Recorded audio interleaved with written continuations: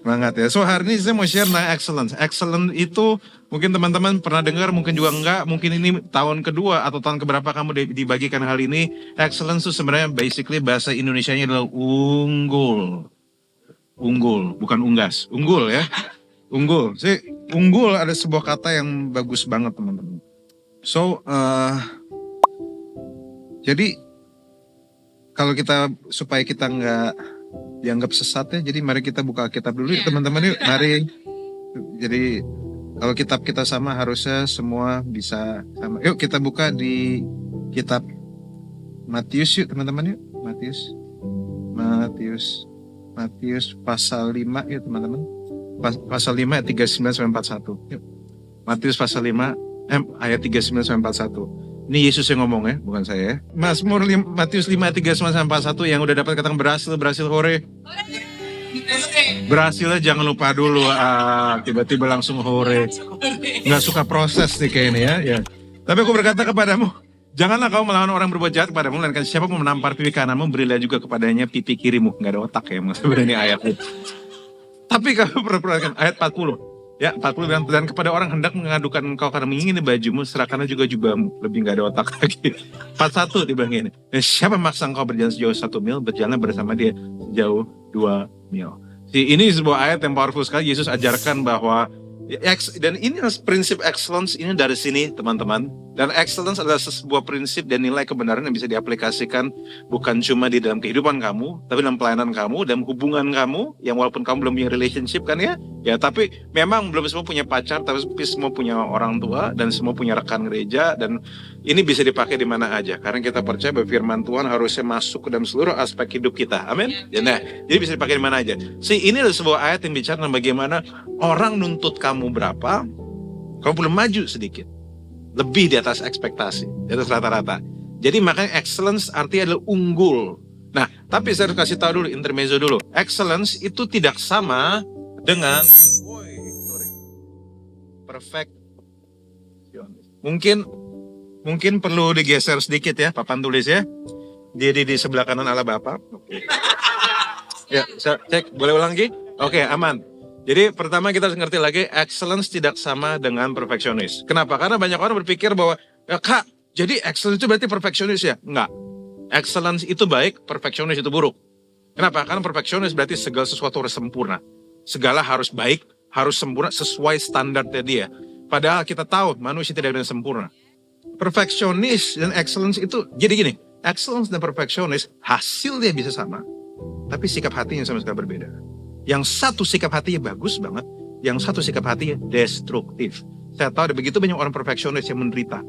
Saya tahu ada begitu banyak perfeksionis yang hampir bunuh diri gara-gara tidak bisa memenuhi perfeksionisnya dia. Tetapi orang excellence justru dia terus-menerus bertambah, terus-menerus berkembang, terus-menerus jadi dahsyat. Nah, bedanya apa? Sikap hatinya. Orang perfeksionis, kalau misalnya dia bikin salah, dia bakal bilang, mampus gue salah, mati gue. Itu perfeksionis.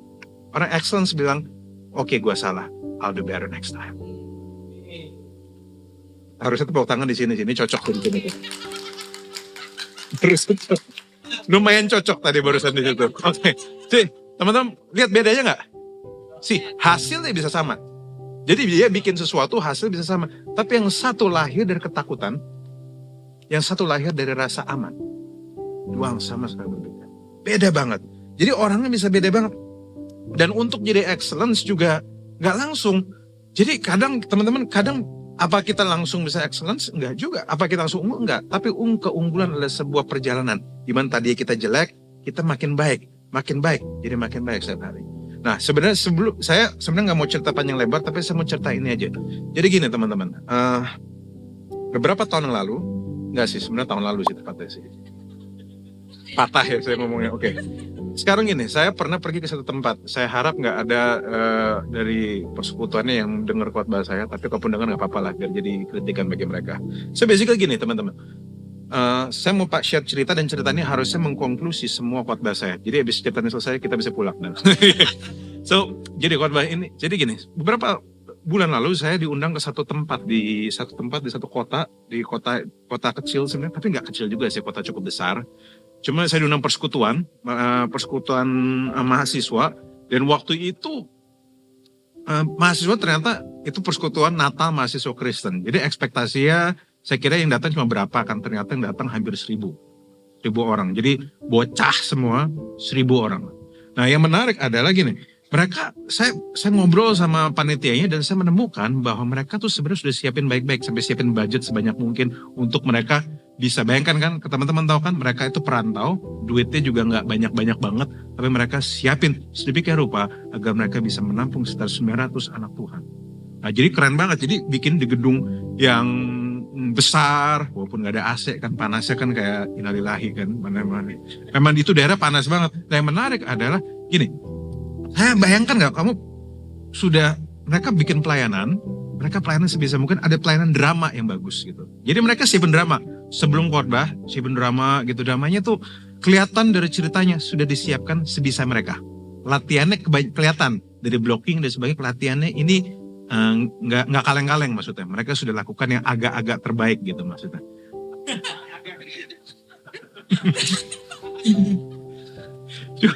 Poin saya gini, saya kaget pada waktu mereka lagi drama, tiba-tiba bayangkan, baru mau muncul, baru mau orangnya datang, baru mau skenario pertama, tiba-tiba baru ngomong, tiba-tiba muing, tiba-tiba bunyi gitu. Jadi mic-nya harus diganti-ganti, terus abis itu jadi belum sampai dramanya selesai, baru mulai sudah terjadi kayak kerusakan besar di drama itu. Soundnya jelek, blockingnya salah, ternyata ada bagian yang skenario salah masuk, orangnya salah masuk. Ternyata awalnya persiapannya keren, ternyata belakangnya persiapannya agak memble gitu teman-teman. Nah tapi mereka, saya kan karena saya duduk di depan, agak bisa kabur ya. Demi Allah maunya kabur sejujurnya. Kenapa? Karena bukan apa-apa, karena saya duduk tepat di depan speaker. Sakit. Demi Allah sakit. Dan mereka itu sudah berusaha yang mereka, tapi soundnya tuh saya nggak tahu itu sound, kayaknya itu 500.000 buat 3 hari deh. Saya juga nggak ngerti kenapa mereka tuh bisa nguing berisik dari, kalau nggak nguing hilang suaranya. Jadi kayak buat apa kamu beli maksudnya. Tadi ngomong di depan 900 orang. Nah poin saya sekarang gini, sekarang bayangkan kamu ada di posisi seperti itu.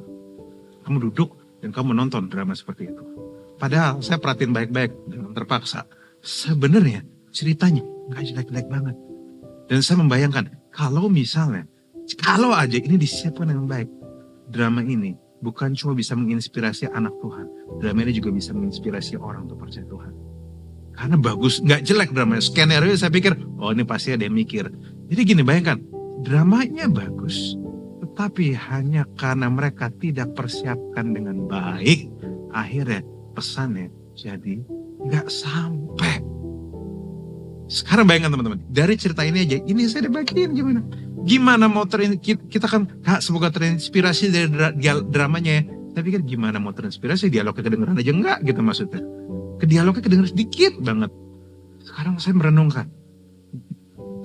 Saya hanya membayangkan bagaimana kalau misalnya drama itu dibuat dengan se-excellent mungkin. Bayangkan kalau misalnya mereka mempersiapkan diri mereka baik-baik. Mereka care sama hal-hal kecil.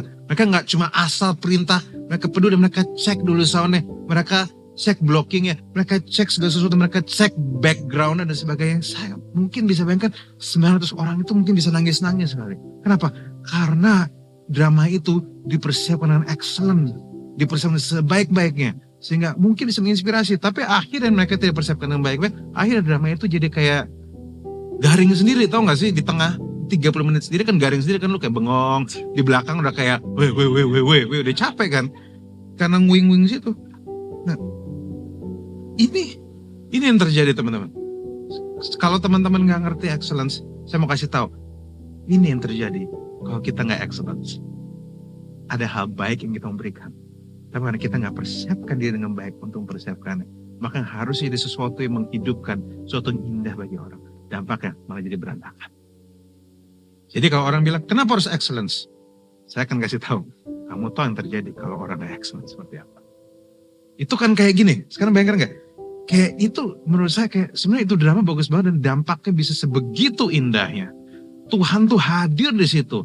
Tapi kayak pipa air, teman-teman tahu gak? Pipa air. Mungkin saja air yang mengalir itu bersih. Tetapi gara-gara pipanya tidak dibersihkan, pipanya nggak excellence dibersihkan, akhirnya air yang mengalir jadi kotor juga. Bisa bayangkan nggak? Harusnya Tuhan mungkin mau pakai drama itu. Tuhan mau pakai air yang mengalir dari keranmu. Tapi karena kamu jarang bersihkan keranmu, kamu nggak buat yang terbaik untuk keranmu, air yang keluar ada kotor. That's what happens saat tidak ada excellence. Tapi excellence, kalau ada dampaknya besar. Nah makanya teman-teman, bayangkan nggak? Tuhan mau bicara lewat pelayanan kita, lewat drama kita, lewat detail hubungan kita, lewat ushermu, lewat segala pelayanan dalam kehidupan Tuhan mau pakai. Tapi karena kita nggak unggul mengerjakannya, mungkin Tuhan mau pakai interior design seperti ini. Tapi karena misalnya kita nggak unggul mengerjakannya, maka harusnya indah, menginspirasi. Jadi kayak pipa air kotor gitu. Pesan Tuhan nggak sampai dengan maksimal. Harusnya dari ceritanya ini aja udah kebayang, saya arahnya mau kemana. Kenapa? Karena teman-teman tahu gak? Tuhan bisa pakai segala yang kita kerjakan untuk kemuliaan. Tuhan bisa pakai apapun untuk jadi saluran berkat. Dan Tuhan mau pakai kita. Masalahnya seringkali air yang mengalir dari hadirat Tuhan, kita seringkali jadi pipa air yang kotor. Gak persiapkan dengan baik. Gak persiapkan hidup kita dengan baik.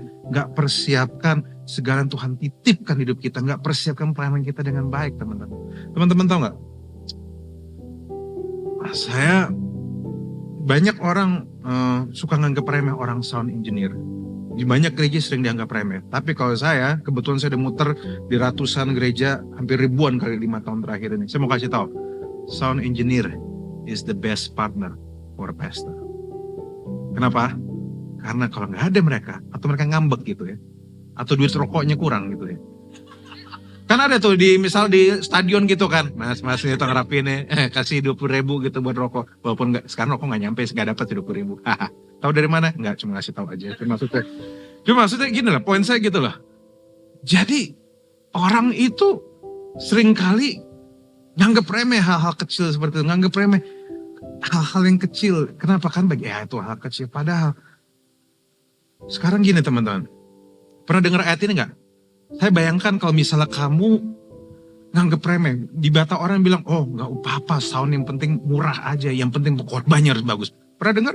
Mungkin di banyak gereja seperti itu, mungkin nggak di sini, di gereja yang lain gitu maksudnya. Bayangkan, misalnya akhirnya ngasal soalnya, akhirnya pas ngomong orang nguing-nguing dan berisik nggak kedengeran dan sebagainya, malah terganggu orang. Boro-boro dengar kebenaran, malah orang terganggu.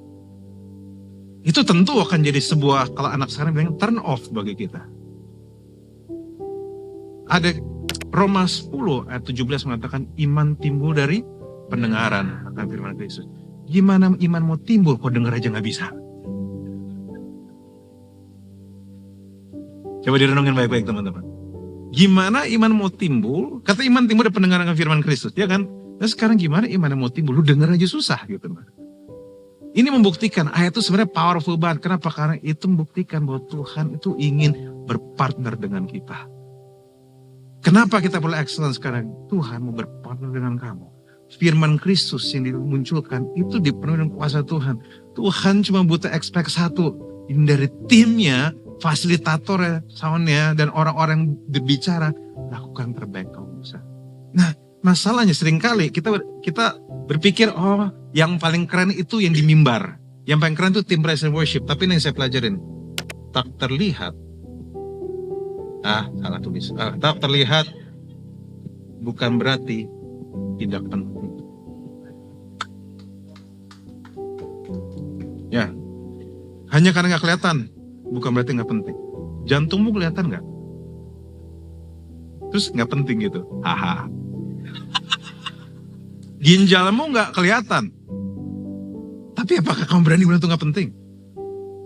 Usus 12 jarimu, 15 jarimu dan sebagainya gak kelihatan. Tapi apa kamu bisa bilang itu gak penting? Gak bisa. Itu penting. Dan justru yang gak penting seringkali. Ya enggak. Ya maksudnya. Maksud saya justru yang penting seringkali gak kelihatan. Maka dari itu teman-teman. Jadi kadang mindset kita juga harus berubah. Bahwa hanya karena gak kelihatan, bukan berarti gak penting. Jadi di dalam kamu melayani sekalipun, walaupun gak kelihatan, lakukan dengan keunggulan, lakukan dengan kesungguhan hati. Karena walaupun gak kelihatan, nggak berarti itu nggak penting. Sekarang gini, mungkin ke sana seksi konsumsi misalnya. Hei, nggak penting, buat apa seksi konsumsi? Hei, saya mau kasih tahu, tidak ada logistik, tidak ada logika. Kalau nggak makan, nggak mikir kita. Lapar beringas, kenyang goblok kita kan, gitu kan. Mana bisa kita? So poin saya adalah hari ini saya berdoa sebentar teman-teman di Impact Community Youth atau Next Gen atau apapun atau Teens atau apapun, saya mau kasih tahu. Saya baru lihat soalnya. Saya mau kasih tahu, hey, apapun pelayananmu, apapun mau kamu kelihatan nggak kelihatan, jangan iri karena nggak kelihatan, bukan berarti nggak penting. Kamu mungkin nggak kelihatan, tapi dampakmu penting untuk kerajaan surga. Jangan sampai kamu membanding-bandingkan dirimu, teman-teman. Jangan sampai. Nah, yang menarik adalah gini. Nah, ada satu prinsip tentang excellence. Orang bule prinsipnya gini, dia bilang gini, the devil is in detail. Maksudnya apa? Bukan berarti iblis ada di detail, bukan. Maksud saya adalah yang penting-penting. Justru ada detail. Ada di detail. Details selalu bicara hal kecil. Hal kecil. Jadi yang bikin sebuah pelayanan atau bikin hidupmu, bikin apapun kamu lakukan untuk excellence, itu bukan bagaimana kamu pay attention sama hal besar, tapi bagaimana kamu pay attention sama hal-hal kecil. Hal kecil. Jadi kalau jadi teman-teman tahu mau bedain tas KW dan tas ori gimana? Kamu nggak bisa bedain tas KW dan ori misalnya sama-sama sepatu sama-sama Christian Louboutin gitu, tahu kan? Bukan lu bawa tang, bukan. Christian Louboutin itu sepatu mahal banget yang haknya tuh setinggi paku yang buat nyalipin Yesus itu, tahu kan? Yang ladies pasti tahu. Jadi jadi tas-tas mahal mau Kate Spade atau apapun, jadi gini, untuk orang memperhatikan yang salah atau benarnya, ya, mereka tidak dididik untuk nebak yang salah, tapi mereka dididik untuk mengenal yang benar. Itu cara beda sepatunya. Nah, maksudnya apa? Pada waktu mereka lihat, mereka yang benar, mereka pegang baik-baik, mereka perhatiin baik-baik, mereka lihat detail kecil-kecilnya. Kenapa? Karena KW dan ori tidak bisa dilihat sekilas.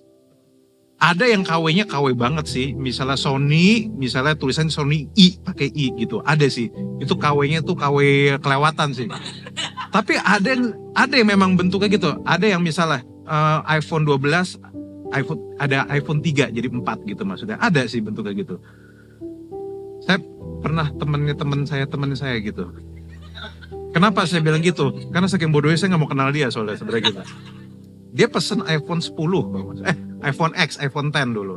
Terus dia pergi ke satu daerah ya, dia pesen satu daerah, terus kan dikasih iPhone 5 2 gitu.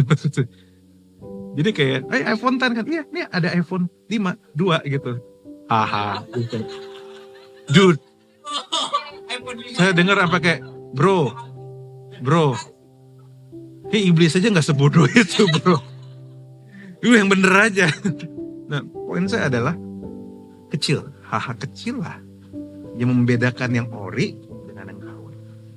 Makanya teman-teman dalam melayani, justru yang harus kamu perhatikan bukan hal besar, tapi hal kecil. Tahu nggak? Setiap kali saya pergi ke satu gereja, dimanapun saya berada, saya nggak perhatiin yang lighting ini. Ya lumayan sih perhatiin sih, menghargai. Cuma yang saya perhatikan adalah toiletnya. Toiletnya saya perhatiin. Saya bisa lihat jemaatnya beradab atau biadab dari toiletnya. So, percaya atau enggak teman-teman, kesannya lucu ya. Emang kenyataannya gitu. Kenapa? Karena di dunia negara Wakanda ini ada loh yang kursinya yang toiletnya duduk tapi dia berdiri di situ. Ada jongkok di situ. Maka dulu saya berpikir bahwa misalnya memang kenapa ya ada tulisan jangan jongkok di kursi ini? Ternyata memang karena ada. Nah, poin saya bukan di situ, tapi poin saya adalah saya belajar perhatikan hal kecil.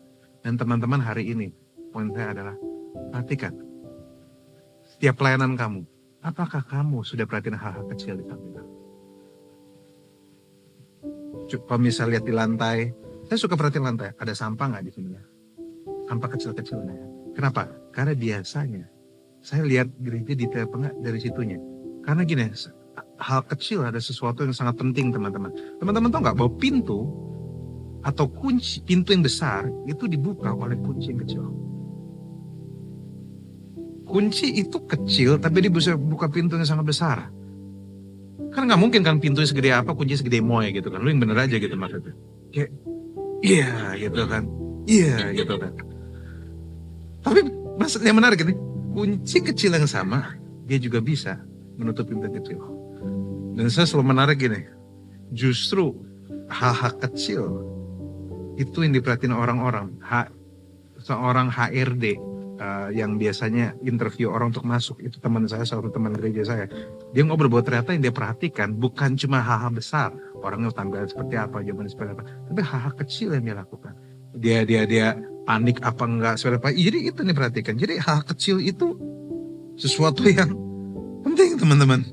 Ya maka dari itu saya berdoa supaya teman-teman nomor satu jangan anggap remeh segala pelayanan yang ada di sini. Hargai. Mungkin kamu jemaat datang sini. Ya oke, kamu jemaat, tapi jemaat bukan berarti kamu bisa rude, kasar sama semua yang melayani di sini. Mohon maaf. Kamu harus menghormati karena mereka semua datang walaupun enggak mudah, tapi mereka ya pelayanan yang terbaik untuk yang Tuhan bisa lakukan. Untuk yang kamu bisa nyaman dengan baik, teman-teman. Nah, Amsal 22:29. Orang baik, pernahkah engkau melihat orang yang cakap dalam pekerjaannya? Di hadapan raja-raja akan berdiri, bukan di hadapan orang-orang yang gila. Teman-teman, saya pernah nonton satu film ya, satu kayak dokumenter ya.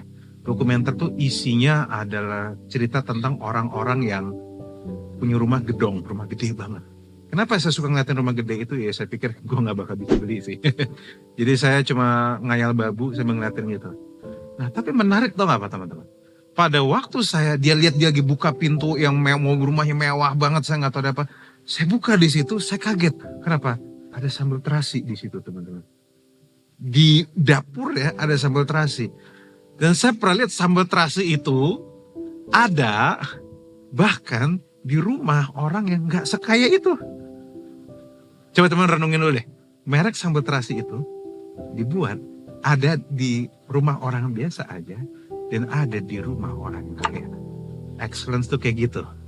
Kalau misalnya kamu excellence dalam pekerjaanmu, excellence dalam pelayananmu, walaupun backgroundmu biasa aja, tapi kamu akan sampai di tempat-tempat orang yang tinggi. Kamu gak akan dianggap remeh. Kamu justru bukan gini, saat kamu excellence, bukan kamu yang cari orang, orang yang cari kamu. Teman-teman tahu gak, saya bukan mau belagu ya, tapi jenis cerita hidup saya boleh teman-teman? Nggak pengen belagu juga sih, bukan mau pamer, bukan mau nyolot, bukan apa, tapi ya saya harus cerita ini. Kenapa? Karena ini salah satu buktinya. Jadi gini, pada waktu saya jadi hamba Tuhan belum lama itu, beberapa tahun yang lalu, saya dari background saya sekuler lah, saya di industri entertainment, saya kerja dan sebagainya, saya happy.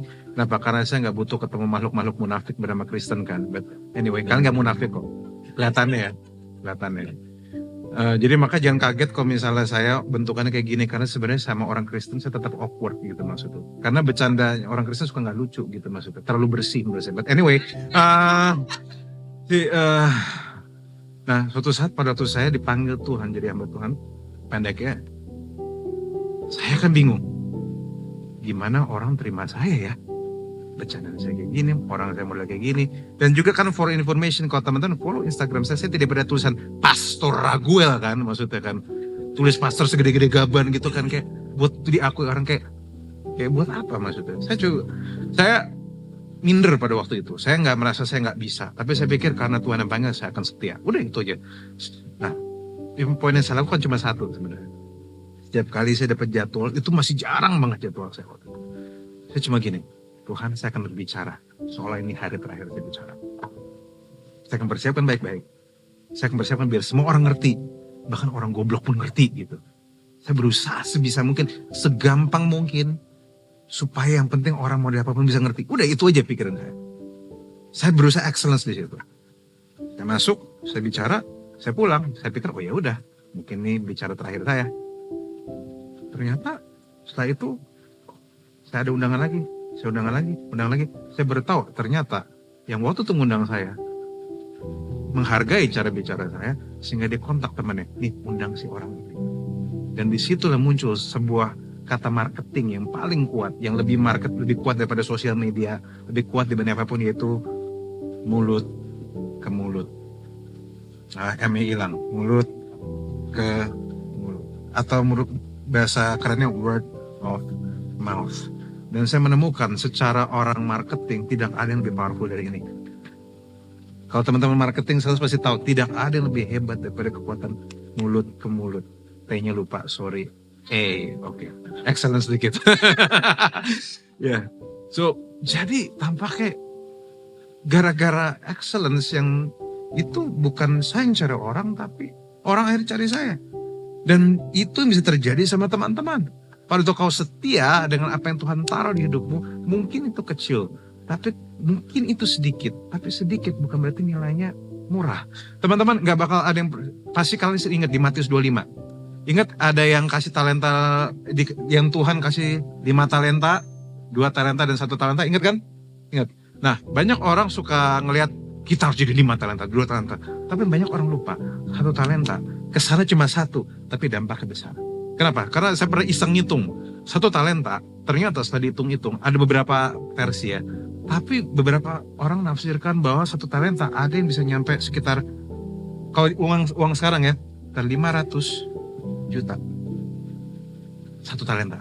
Artinya sebenarnya kalau dihitung zaman sekarang, saya lupa hitungannya itu, tapi sebenarnya 1 talenta kamu bisa franchise Indomaret 1. Artinya sebenarnya 1 talenta cukup untuk mengubahkan kehidupanmu. Tapi seringkali kita anggap remeh. Seringkali kita nggak peduli dengan hal-hal itu. Seringkali kita merasa ya Tuhan cuma 1, ya udah saya kerjain sesuka saya aja. Padahal tanpa tahu bahwa 1 talenta ini bisa mengubah kehidupan seseorang. Dan bisa mengubah kehidupan kamu juga. Walaupun talenta kamu 1. Tapi Tuhan gak tinggalin kamu. Kalau Tuhan kasih kamu 1 talenta. Dan kamu kerjakan dengan excellence. Tuhan pasti tahu itu cukup untuk membawamu menjadi terang dan garam. Untuk kemuliaan Tuhan. Lukas 19 ayat 2-10. Ini tentang si Mas Zakeus.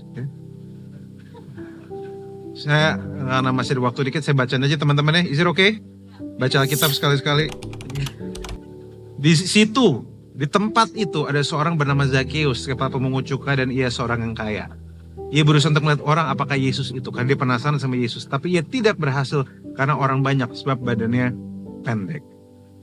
Maka berlarilah ia mendahului orang banyak memanjat pohon ara untuk melihat Yesus yang akan lewat di situ. Ketika Yesus sampai ke tempat itu, ia melihat ke atas dan berkata, Zakeus segeralah turun sebab hari ini aku harus menumpang di rumah. Wow. Lalu Zakeus segera turun dan menerima Yesus dengan sukacita. Of course. Tapi semua orang melihat ia hal itu bersungut-sungut, katanya ia menumpang di rumah orang berdosa.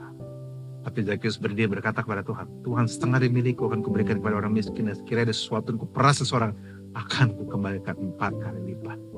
Kata Yesus, pada yang hari ini telah terjadi keselamatan pada rumah ini, karena orang ini pun anak Abraham. Sebab anak Tuhan datang untuk mencari dan menyelamatkan yang hilang. Kita mulai dari ayat 10. Yesus jelas datang untuk mencari dan menyelamatkan yang hilang. Justru karena kamu berdosa, dia cari kamu. Justru karena kamu gak layak, dia cari kamu. Tapi menarik adalah skenario ini. Bayangkan, Yesus mencari yang hilang. Dan tiba-tiba, lagi jalan, melihat ada tuyul di atas. Jenggotan, kaya lagi. Dia lihat, tapi Yesus kelihatan jelas tidak peduli kayanya. Yesus melihat,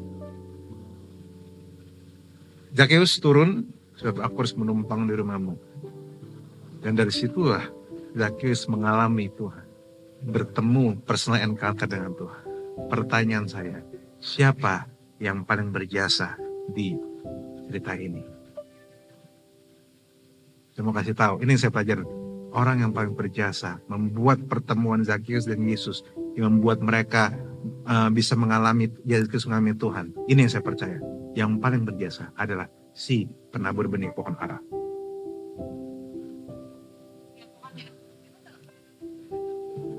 Yang nabur benih pohon ara. Namanya ada nggak? Nggak ada. Kita nggak tahu namanya Musdalifah ya atau siapa. Kita nggak tahu namanya. Nobody knows his name. Dia bahkan tidak tahu apa yang dia lakukan. Dan kamu tahu nggak, pohon ara itu benihnya kecil, lebih kecil dari gaji kamu itu, tahu kan? kecil banget. Tapi gara-gara orang ini saya nggak tahu dia nabur hal kecil, tiba-tiba tumbuh. Dan pohon itu jadi instrumen Tuhan untuk menyelamatkan yang paling berdosa. Poin saya kayak gini, kenapa kamu perlakukan semuanya excellence? Karena kamu gak pernah tahu bagaimana Tuhan akan pakai pelayanan kamu. Kamu gak pernah tahu Tuhan akan pakai hidup kamu seperti apa. Tapi satu bisa kamu lakukan, kerjakan semua sebaik-baiknya. Kamu punya potensi, good. Misalnya, Kak saya punya potensi, ya, good, baik. Kamu berbakat, good, baik. Tapi jangan cuma stop di potensi, jangan cuma stop di bakat.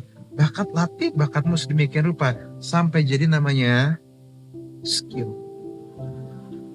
Yang potensi itu sekarang gini, kalau teman-teman yang pernah ngelamar kerja, kamu kan nggak ada tulisan yang di lamaran kerjanya kan nggak ada tulisan berpotensi menggunakan Microsoft Word. Yang dibilang terlatih menguasai Microsoft Word. Ide seperti itu. Potensi itu benih, skill itu pohon dan buah. Jadi yang bisa bikin kenyang orang, yang bisa jadi jawaban bagi orang, bukan benihnya, tetapi buah. Poin saya adalah gini, semua potensi yang Tuhan berikan, itu dalam bentuk benih. Tantangan kita adalah melatih sampai jadi skill, sampai jadi sebuah kemampuan, sampai skill itu cukup untuk kasih makan keluarga kamu. Skill itu cukup untuk menjadi jawaban bagi perusahaan. Skill itu cukup untuk jadi jawaban dari jemaat Tuhan. Jangan cuma stop sampai benih. Karena Tuhan mau itu. Jadi pohon, jadi buah. Dan pada waktu kamu sampai di sini, kamu akan jadi berkat. Ini baik. Saya tahu, tapi saya mau kasih tahu. Orang berpotensi banyak gagal. Banyak gagal. Yang berhasil orang-orang sampai sini. Yang untuk sampai sini, ini gak mudah. Potensinya harus dilatih secara konsisten setiap hari. Latihan, belajar terus. Yang ngerti programming dia harus ngulik terus. Bagi yang musik dia harus belajar terus. Bagi yang khotbah dia harus belajar terus. Bagi yang jadi usher atau public relation dia harus setiap hari senyum depan kaca. Tiap hari, nah, Om ada yang bisa saya bantu? Walaupun mukanya suka senyum fake gitu. Dia harus belajar agar senyumnya gak kelihatan kayak senyum bisnis. Teman-teman tahu senyum bisnis? Tahu kan, bagi teman-teman yang budak korporat pasti ngerti. Bosmu ngelucu, gak lucu, tapi demi supaya kamu gaji yang gak turun harus tetap senyum. Lucu ya bosnya. Ya kayak gitu. Itu namanya ketawa bisnis menurut saya. Teman-teman, rekan-rekan saya, jemaat saya tuh banyak banget yang belajar ketawa bisnis. Kak, ini ketawa bisnis kan. Nah poin saya gini, banyak orang bilang bahwa misalnya, ya Kak, saya akan latihan terbaik. Akhirnya dia latihan berjam-jam setiap hari. Ada orang badannya pengen six pack, akhirnya dia latihan 6 jam sehari. Sampai pas tidur bangun gak bisa jalan lagi gitu. Dia angkat barbel, angkat beban, angkat dosa, angkat pelanggaran, semua yang berat dia angkat. Tapi akhirnya yang terjadi gak jadi apa-apa, sakit doang ya. Six pack enggak, 6 months iya maksudnya. Jadi gendut lagi dia. Tapi cara Tuhan gak seperti itu. Justru kita mengatakan yang paling baik adalah melakukan sesuatu, mungkin gak ribet, gak susah, tapi melakukan sesuatu berulang-ulang. Melakukan hal yang kecil berulang-ulang. Melatih dirimu berulang-ulang. Teman-teman tahu gak? Saya ini terpaksa jujur deh. Saya udah di pertengahan kepala 3 ya. Dulu saya tuh kepala 2 kayak saya semangat tidur, kayak itu begadang nggak apa-apa, saya kuat gitu. Yang kepala 2 di sini mana? Bukan kepalanya 2 maksudnya, enggak. Umurnya kepala 2 ada, bisa angkat tangan? Oh rata-rata kepala 2 ya. Oke, saya ngerasa tua di sini. Saya ingat pas kepala 2 tuh saya semua segala sesuatu bisa hajar bleh gitu teman-teman. Kayak kuat gitu, kayak hadapin apa aja. Dulu badan saya kuat, hatinya lemah dulu maksudnya. Sekarang hatinya kuat, badannya agak. Saya pulang dari Surabaya, biasanya dulu masih kuat, sekarang kok lemes ya, kok ngantuk ya, capek ya. Dan badan mulai sering pegel-pegel. Yang kepala 3 mungkin pernah ngalamin, yang udah kepala 3. Jadi lu masih segar, dampak lu masih kuat, lu tahu Tuhan masih bisa bekerja lewat kamu, tapi kadang duduk lamaan, kok sakit ya. Terus saya tahu beberapa teman-teman saya yang saya nggak usah sebut nama banknya, sebut saja Bank Cape Andri gitu ya. Mereka kerja di situ, teman-teman saya, dan mereka bilang, teman-teman gue banyak loh yang saraf kejepit. Kenapa? Kelamaan duduk gitu. Padahal umurnya lebih muda dari saya. Bangga sedikit, saya nggak pernah saraf kejepit kan. Nah, tapi poin saya gini, yang bikin badan saya seger lagi adalah bukan karena, jadi saya dulu badan saya sampai saya harus ke fisioterapi demi supaya mulihin badannya, karena badan saya sempat bengkok, sampai sempat rusuk, saya sempat kayak ketarik ke bawah gitu karena saking duduk dan duduknya nggak bener, makanya teman-teman duduknya harus bener ya. Yang menarik adalah saya di fisioterapi sehingga badan saya beres lagi. Nah, tapi orangnya bilang gini, sebenarnya kamu nggak perlu datang ke sini. Yang kamu lakukan cuma stretching 5-10 menit setiap hari. Di situ saya menyadari, di situ saya coba 5-10 menit setiap hari saya stretching. Kayak anak-anak yoga gitu, kayak gini. Terus habis itu kayak begini, saya stretching tiap hari, tapi konsentrasi stretchingnya, bukan stretchingan gitu maksudnya. Saya coba latihan punggung saya, dan akhirnya setelah beberapa bulan, saya tiap hari gitu, saya bisa menjaga badan saya supaya nggak sakit kayak dulu. Poin saya di sini, cara kerja Tuhan bukan yang kita melakukan perkara besar setiap hari, mujizat setiap hari. Aduh, nggak pengen ngejek sih. Tapi maksudnya gini, kok mujizat setiap hari, jadi mujizatnya nggak jadi mujizat lagi masalahnya. Jadi biasa. Tuhan nggak minta kita melakukan hal besar setiap hari, tapi Tuhan minta kita melakukan hal kecil setiap hari, tapi dengan penuh kesetiaan. Kadang halnya kecil, tapi teman-teman, saya mau nanya, pernah nggak di sini pengen dikasih, misal bayangkan, mau nggak di sini kalian dikasih duit, tiba-tiba ada orang datang, woi, misalnya saya mau kasih duit kamu 1 triliun gitu, ada yang mau nggak? Pertanyaan bodoh ya sebenarnya. Teman-teman bayangkan nggak sih berapa cilok yang kita bisa beli dengan uang 1 triliun? Berapa cilok yang bisa kita beli? Berapa pempek yang bisa kita beli? Berapa bubur yang bisa kita beli? Ya, tapi teman-teman tahu nggak?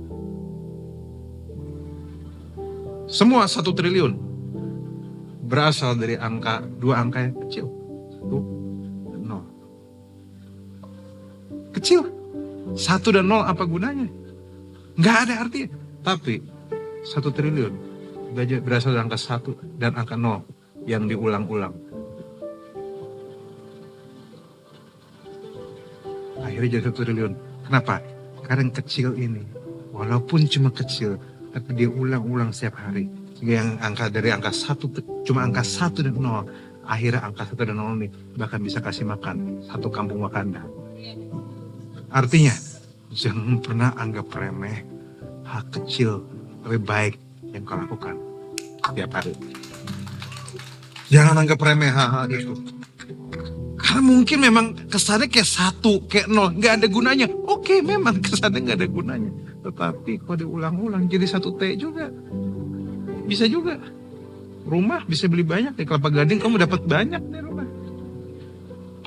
Poin saya adalah, I know it's not easy. Tapi jangan pernah menyerah. Lakukan terbaik. Ayah saya itu hamba Tuhan. Tapi menarik adalah, seperti para banyak anak hamba Tuhan di sini, saya tidak ingat satupun khotbah orang tua saya. Saya nggak ingat. Beliau udah ribuan kali berkhotbah. Saya nggak ingat satupun. Dan kayaknya beliau juga nggak ingat kayaknya. Tapi satu yang saya ingat. Satu. Hal kecil yang dia lakukan. Pada waktu saya dulu masih remaja, saya lihat dengan mata kepala saya sendiri. Ayah saya bikinin kopi tiap pagi buat ibu dan adik saya. Hal kecil. Dia sendiri nggak berasa mungkin. Dia cuma merasa itu hal biasa. Tapi hal kecil itu saya ingat sampai sekarang di hati dan pikiran saya. Dan itu yang jadi modal saya untuk jadi seorang suami yang bukan cuma merintah istrinya, tapi melayani istrinya. Kenapa? Karena ayah saya nggak kuat, Mbak. Dia cuma bikinin kopi. Dia juga merasa bahwa ini sesuatu yang biasa. Tetapi itu menjadi modal saya.